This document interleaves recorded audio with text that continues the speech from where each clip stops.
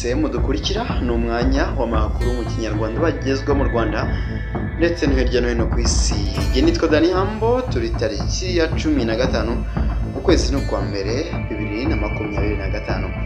Reka rero babwire ati amahoro n'imigisha bibane namwe aho muherereye hose, maze tuze dutangira n'ingingo z'ingenzi tuje kwibanda muri aya makuru.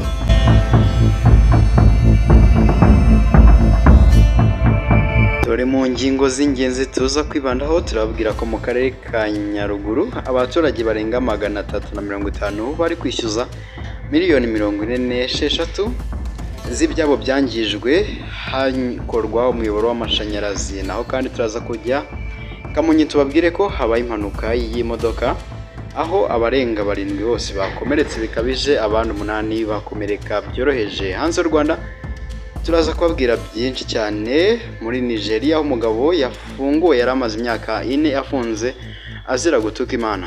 Naho tuze kugaruka kandi muri Chad habaye igitero, abarenga 18 bose bakasiga ubuzima. N'ibyebe byari byateye umurwa mukuru Ijameni hafi y'ibiro bya perezida. Si ibyo gusa kandi turaza kugaruka ku rugerero rumaze iminsi rutangijwe hano mu Rwanda. Reka tuze turambura aya makuru.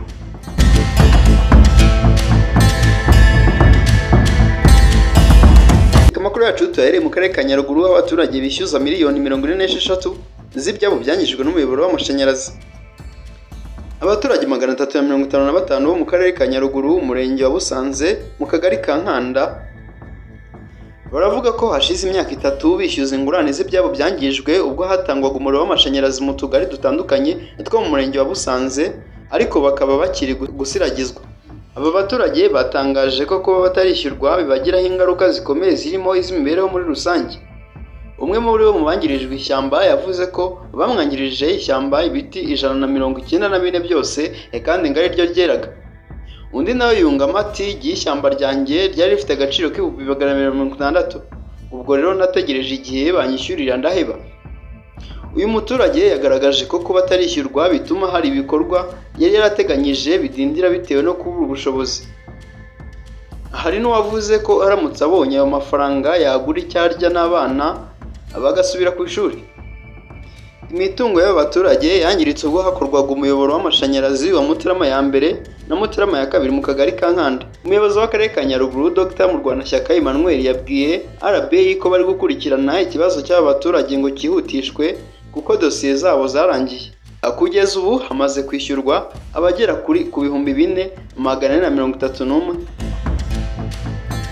Naho mu karere ka Kamonyi urenze ku cyapa imodoka zihagararaho cya Musambira ahitwa Karengera habereye impanuka ikomeye y'imodoka Toyota Coaster itwara abagenzi ya RFTC yavaga mu mujyi wa Kigali n'imodoka ya Toyota Hilux Vigo yavaga mu karere ka Muhanga. Hakaba hakomeretse bikomeye abantu 3, abandi 8 bakomereka byoroheje. Umuvugizi wa polisi ishami rishinzwe umutekano wo mu muhanda SP Kayigi Emmanuel yavuze ko umushoferi wari utwaye imodoka ya Toyota Hilux Vigo irimo abantu 4 yataye umukono we yagombye kugenderamo agonga iyo modoka ya Toyota Coaster ababisikanaga irimo abantu 28 ayisanze mu mukono wayo, ari byo byateje iyi mpanuka yakomerekeyemo abo bantu. Yunzemo ko iyo mpanuka yatewe n'inyuranamo ryakozwe nabi no kutaringaniza neza umuvuduko byakozwe na shoferi wari utwaye Toyota Vigo wataye umukono. Umwe mu babonye iyo mpanuka iba yabwiye Kigali Today ko iyo Vigo yihutaga cyane, ari nabyo bishobora kuba byatumye igonga imodoka y'iyi company mu gushaka kubisikana n'izindi modoka. Amakuru yatanzwe n'ibitaro bya Kabgayi avuga ko abakomerekeye muri iyi mpanuka bageze muri ibyo bitaro ari 7 kandi ko batarembye bikabije. SP Kayigi yibukije abatwara ibinyabiziga kwitwararika birinda umuvuduko ukabije no kunyuranamo nabi mu gihe batwaye kugira ngo birinde impanuka kandi barinde n'abandi basangiye gukoresha umuhanda. Yasabye kandi kwirinda uburangare no kwirara bigaragara kuri bamwe mu bakoresha umuhanda. Reka kandi tubabwire ko Minisitiri w'Ubumwe bw'Abanyarwanda n'Inshingano Mboneragihugu Minubumwe Dr. Jean Damascene Bizimana asaba inzego z'ibanze gushaka abanyeshuri barangije amashuri yisumbuye cyane abazajya kwiga muri za kaminuza n'amashuri makuru kugira ngo bitabire ibikorwa by'urugerero byatangiye mu gihugu hose kwa 13 Mutarama 2025. Imibare itangwa na Minisiteri y'Uburezi igaragaza ko abanyeshuri barangije amashuri yisumbuye mu mwaka w'2023 na 2024 bari ku kigero cy'ibihumbi 91,713, ariko Minubumwe ikavuga ko abiyandikishije kwitabira urugerero rw'inkomezabigwi icyiciro cya 12 ari ibihumbi 69,270. Mu gutangiza ibikorwa by'urugerero by'intore z'inkomezabigwi, Minisitiri Bizimana yagize ati "Ubwitabire nicyo kibazo gikunze kugorana cyane, bivuze ko abana barangije amashuri yisumbuye bakeneye gukomeza mu mashuri makuru na za kaminuza bagomba gukora urugerero bose, ariko dufite abataraza." Yongeraho kandi avuga ko ngo kugira ngo ubwitabire burusheho kwiyongera habayeho itorero ritegura urugerero, aho bamaze iminsi 3 bategura ibyo bazakora na gahunda bazagenderaho kugira ngo hatazabaho gusiba. Minisitiri Bizimana avuga ko abatazitabira ibikorwa by'urugerero inzego z'ibanze zigomba gukorana n'ababyeyi, urwo rubyiruko rugashakishwa rukajyanwa aho abandi bari, ariko ngo ntihagomba gukoreshwa imbaraga cyangwa gahato, ahubwo agasaba ko byanyuzwa mu kubasobanurira. Akomeza avuga ko ibikorwa by'urugerero birimo gutanga umusanzu ukomeye mu iterambere ry'igihugu n'imibereho myiza y'abaturage, aho umwaka ushize 2024 abanyeshuri barangije amashuri yisumbuye urugerero rwa 11 bakoze ibikorwa bifite agaciro k'amafaranga y'u Rwanda arenga miliyari 2. By'umwihariko mu murenge wa Runda mu karere ka Kamonyi, aho Minubumwe yatangirije urugerero rudaciye ingando, Minisitiri Bizimana yashyize ibuye ry'ifatizo ahazubakwa isoko rya kijyambere mu kagari ka Kabagesa. Mu makuru avugwa hanze y'u Rwanda, ku mugoroba wo kuwa gatatu tariki 8 Mutarama 2025 abitwaje intwaro bagabye igitero ku biro by'umukuru w'igihugu N'Djamena, habaho kurasana n'abaharinda. Amakuru akavuga ko mu bateye 18 bahaguye ndetse n'umusirikare umwe w'igihugu akahagwa nawe. Umwe mu batuye aho mu murwa mukuru wa Chad, N'Djamena, yabwiye BBC ko urusaku rw'amasasu rwari rucyumvikana mu masaa 3:30 z'ijoro, gusa ubuyobozi bukaba bwatangaje ko ubu hagarutse ituze.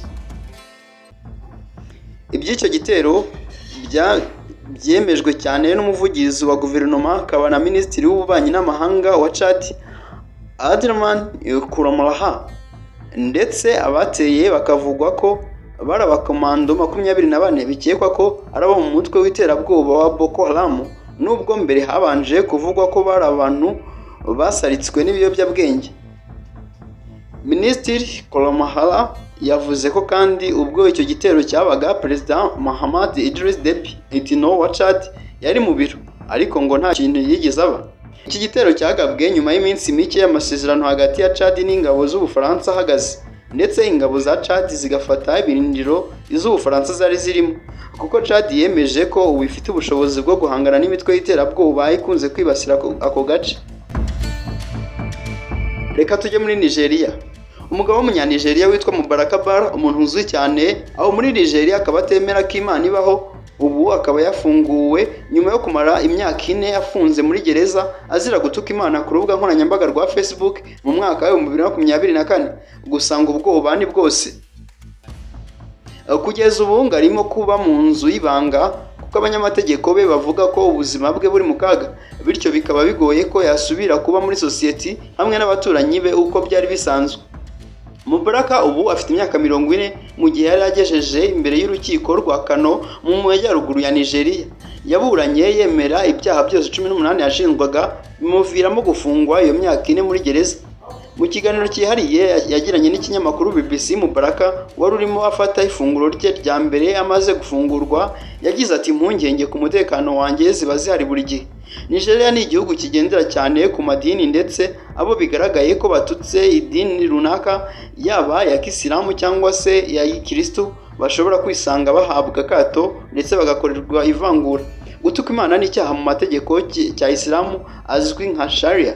Ayo akaba akorana n'amategeko atari idini muri leta 12 zo mu majyaruguru ya Nigeria. Icyo kandi ni icyaha mu mategeko mpanabyaha ya Nigeria. Mubaraka Bar wavuye mu idini rya Kisilamu mu mwaka wa 2014 yavuze ko ubwo yari afunze hari igihe yumvaga adashobora kuzasohokamo ari muzima. Yari afite ubwoba ako yashoboraga kwibasirwa n'abarinzi ba gereza cyangwa bagenzi be b'imfungwa bari bari kumwe muri gereza yari afungiyemo i Kano, umujyi wiganjemo abayisilamu. Yagize ati "Ubwisanzure burahari, ariko nanone hari inkeke yihishe muri bwo. Ubu ngomba guhangana nayo." Iyo myaka yose izo nkeke zahoze zihari. Yashoboraga kuba yarakomeje gufungwa igihe kirekire kurushaho iyo bitaba ku mwaka w'ibihumbi 2024 umucamanza wo mu rukiko rw'ubujurire yagabanyije igihano yari yarakatiwe cyo guhabwa imyaka 24 uko umucamanza nyuma akaza kuvuga yuko gikabije.